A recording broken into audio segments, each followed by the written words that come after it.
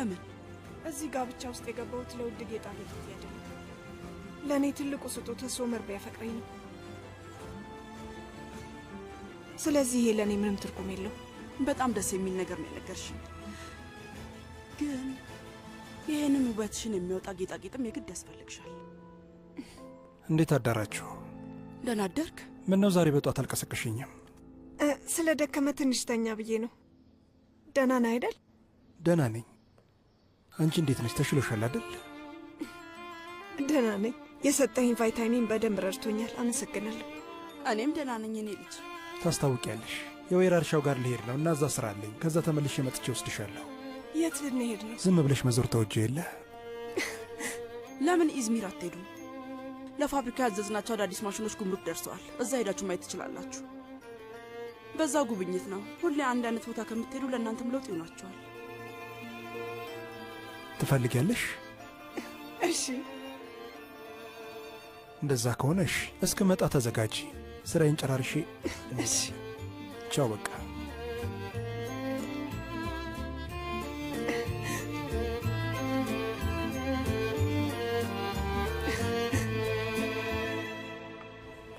ሰላም፣ እንዴት ነህ? እንዴት ነው ይህንን ነገር በአስቸኳይ መላክ የምችለው? በኤፒኤስ በትልኪ ቶሎ ይደርስልሻል። እውነት ዛሬውኑ መላክ እችላለሁ? አድራሻው አይቫልኪ ውስጥ ነው። የኔም መቤት በአስቸኳይ እንልከዋለን፣ ግን ዛሬ አይሆንም። አለቃ፣ ቱርካን ቤት ፖስታ ላደርስ ነው። የምትልከኝ ነገር አለ? የምን ፖስታ ነው ኢርፋን?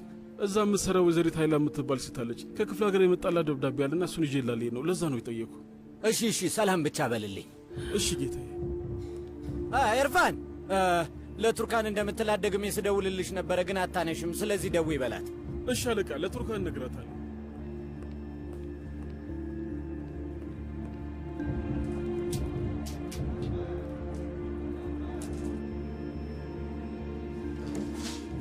አቶ ኢርፋን፣ ይቅርታ። አቤት። ሚኔ ይባላለሁ። የአቶ ሶመር ጸሐፊ ነኝ። የሶመርና የቱርካን ሰርግ ላይ ምስክር ነበርኩኝ። አዎ አስታወስኩሽ። እንዴት ነሽ? ደህና ነኝ። አንድ ነገር እንድታደርግልኝ ፈልጌ ነበር። እሺ። ለአቶ ሶመር አንድ መልእክት መላክ አለብኝና በጣም አስፈላጊ ሰነድ ነው።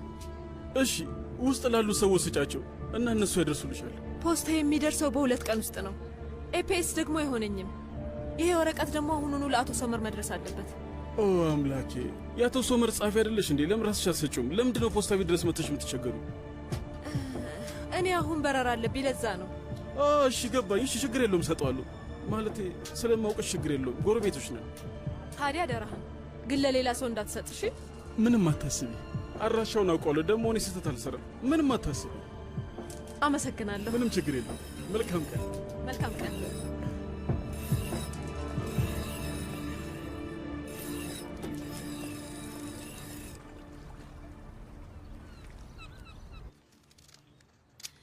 አክስቴን ላዋራት።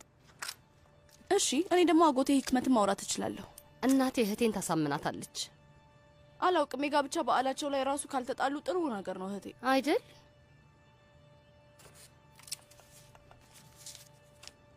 ድንሽ ስንት ትኬት ቀረ? ከዚህኛው ጋር 4 ነው የሚቀረው። ከዛ የምንፈልገው ይመጣል ማለት ነው። ታውቂያለሽ አይደል? ኮሌጅ ስገቢ የሚያስፈልግሻል።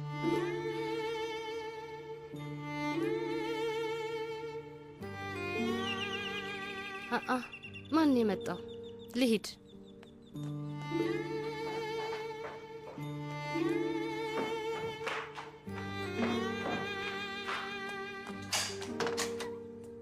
ሰርዳር፣ ቆይ ወደ ጉዞ አልሄድክም እንዴ? ጆንሽ ካልሄደች አልሄድም አልኩ። ለማን እንደሱ ያልከው? ለእናቴ ነው እንደሱ ያልካት? አይ በጭራሽ። እናትሽ እንድንገናኝ አትፈልግም። አንድ ቀን ከትምህርት ቤት የምታባረኝ ይመስለኛል። ምን ማለት ነው? እናቴ እንድንገናኝ አትፈልግም ነው ያልከው? አዎ። አንቺን ምንም አላለችሽም? አይ ምን ትለኛለች? ከዚህ በኋላ ከዶንሽ ጋር እንድትገናኝ አልፈልግም ብላኛለች። አባቴንም ጭምር አውርተዋለች። አንቺንም ያስጠነቀቀችሽ መስሎኝ ነበር። ይሄ ደግሞ ምን ማለት ነው ሰርዳር? ማለቴ መቼም አንገናኝም ማለት ነው?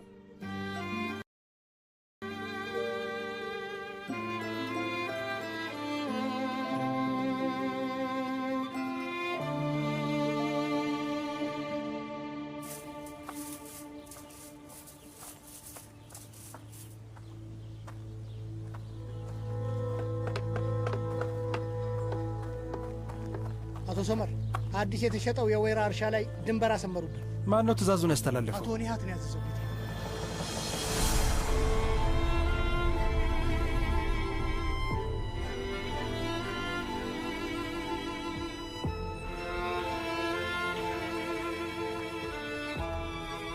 አቶ ኒያት። አቤት።